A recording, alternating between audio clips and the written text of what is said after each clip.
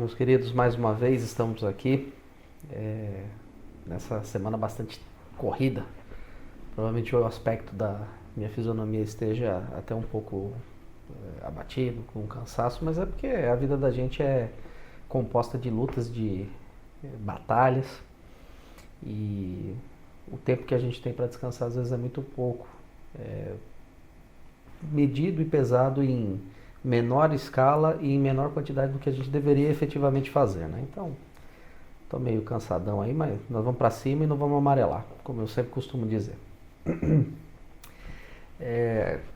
O título do vídeo se dá, então logo nós soubemos agora, mediante as pesquisas de sites de notícias e tudo mais, a respeito de uma ação de busca e apreensão realizada no escritório, perdão, no escritório não, na casa, no domicílio da profissional de direito Deolane Bezerra, né? Ela é advogada, como eu também sou, e sofreu, segundo uma ampla disseminação de notícias, uma busca e apreensão no seu lar.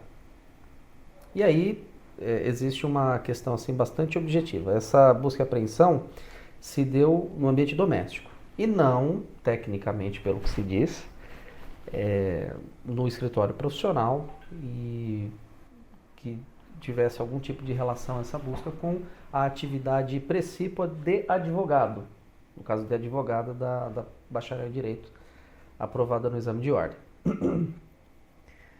Existe uma certa confusão nesse tipo de ocorrência, né? Porque se o advogado, ainda mais como a gente fala sobre as informações que são repassadas nos sites de notícias, que às vezes não são as mais fidedignas possíveis, né? O advogado mantém no seu domicílio também o escritório profissional. Não sei se é o caso, sabe-se que é uma casa de alto padrão lá, mas a gente não tem maiores informações, né? E aparentemente o que se está investigando lá, naquele mandado de busca e apreensão cumprido pela equipe do 27º Distrito Policial, a respeito de condutas que não guardam relação direta com o exercício profissional da advocacia, né? Então, a investigação em tese, inclusive de acordo com a nota oficial divulgada pela própria advogada, que nesse caso se identifica como influencer, né? A doutora Deolane, diz que a busca e apreensão se deu no ambiente de análise, eu estou lendo aqui, né? Inclusive o que foi produzido pela própria assessoria jurídica da influencer, não da advogada, em virtude de um patrocínio de um site de apostas online que versam sobre práticas esportivas. Então, o Coringão está jogando lá com o time do Litoral, que não é um time grande, né? Não era um clássico ontem. E aí você aposta a respeito de quem vai ganhar lá, ou de quanto vai ser o placar e tudo mais, né? Aparentemente é isso.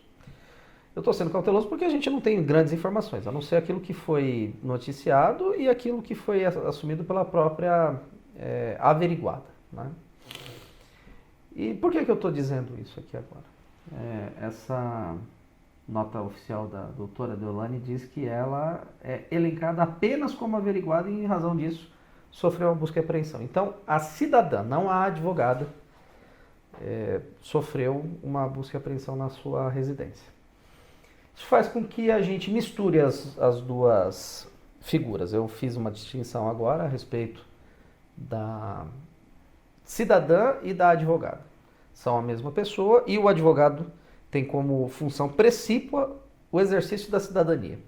Mas, quando ele não está em atividade profissional ou ligado diretamente à função de advogado, ele é um cidadão que deve ser investigado sem nenhum tipo de prerrogativa.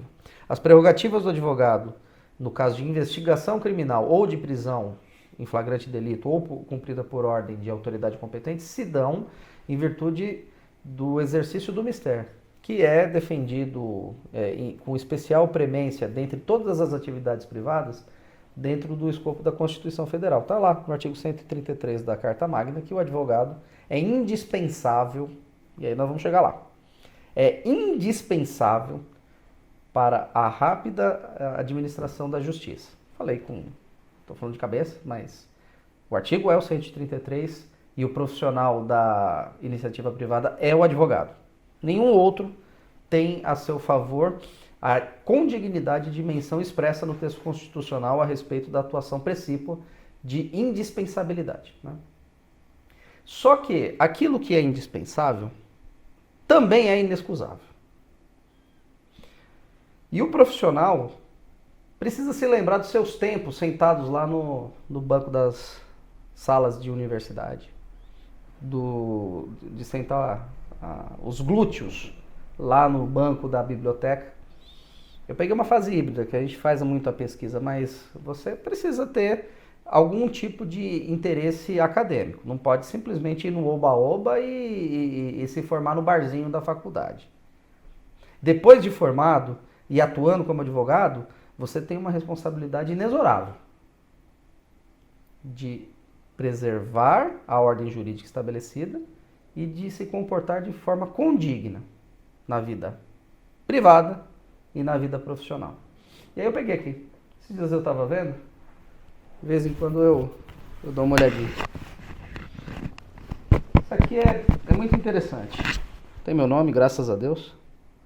É algo que eu tenho muita honra em poder ostentar no escritório profissional que a gente mantém. E está aqui.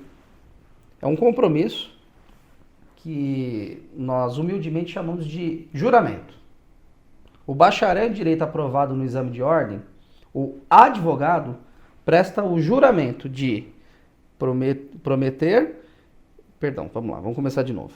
Eu, Tiago Bianchi da Rocha, prometo exercer a advocacia com dignidade e independência. Observar a ética, os deveres e prerrogativas profissionais e defender a Constituição, a ordem jurídica do Estado Democrático, os direitos humanos, a justiça social, a boa aplicação das leis, a rápida administração da justiça e o aperfeiçoamento da cultura e das instituições jurídicas, de acordo com o que prevê o artigo 8º, inciso 7, da Lei Federal número 8.906 de 1994, que institui o Estatuto da Advocacia e da Ordem dos Advogados do Brasil. Está aqui. É a honra da minha vida. E tem logo no seu primeiro preâmbulo, na primeira linha, a necessidade do profissional da advocacia observar a ética. Eu estou falando a respeito da minha colega, diretamente, frontalmente? Não, até porque eu não sou órgão de acusação. Isso daí compete aos nossos adversários processuais, né? O advogado, ele tem a princípio a missão de defender. E é a obrigação dele se pautar pela observação do devido processo legal da ampla defesa do contraditório.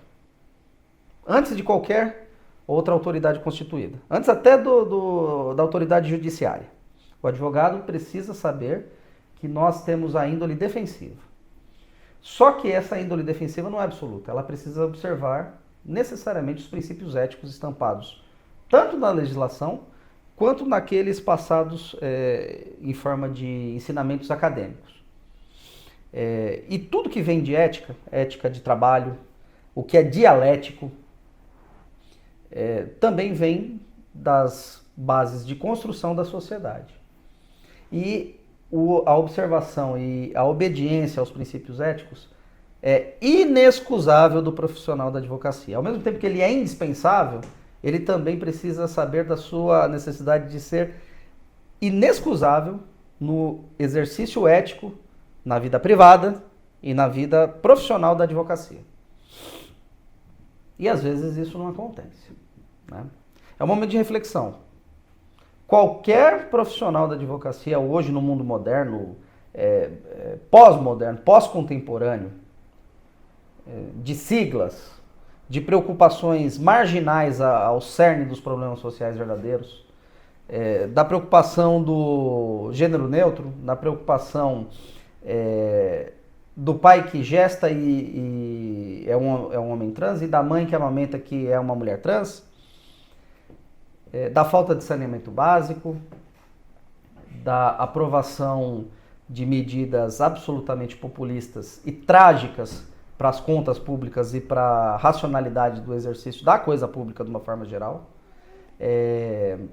de defesa do autoritarismo, de defesa de quem é violento, de ataque às pessoas que verdadeiramente defendem pautas que são estribadas em razões, em fundamentos éticos e de moralidade, de ataque à pessoa que faz a menção à gloriosa e honrosa Revolução de 1932, aquela em que um Estado, dentro de uma união de Estados, se rebela contra o estado inconstitucional de coisas perpetradas pelo poder maior da nação, que desrespeita a própria ordem constitucional e é tratado como um golpe.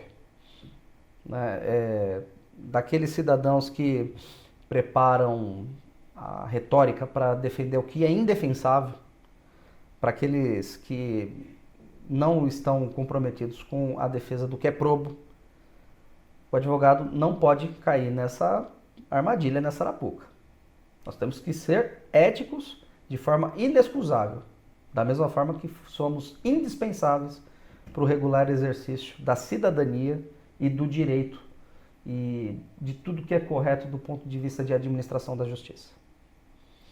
Então, é preocupante saber que a profissão e a atuação vem sendo vilipendiada de uma forma tão hostil e de tamanha falta de condignidade com uma antiga magistratura. A advocacia já foi uma magistratura, hoje em dia é elevada à posição daqueles caras que são folgados. Folgado mais ou menos, né? Mas a gente corre pelo que é certo. E essa é a obrigação ética inexcusável, aquela que eu já falei pelo menos umas 15 vezes e que está começando a ficar cansativo e nós estamos parando por aqui.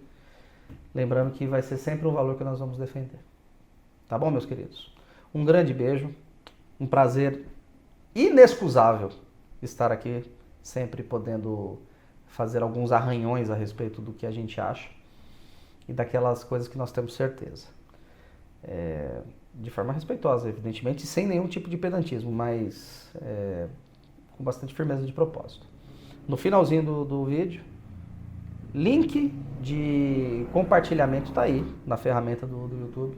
Compartilhe essa mensagem nos grupos de WhatsApp, no grupo de Telegram, qualquer grupo de rede social que você tenha a oportunidade de falar, esse cara está falando umas coisas aí que de repente eu concordo, vai ter mais gente que vai ouvir.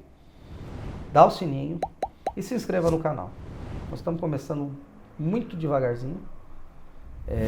Tá aqui o sininho. Obrigado, Gabriel. Vamos fazer o trabalhinho de formiguinha.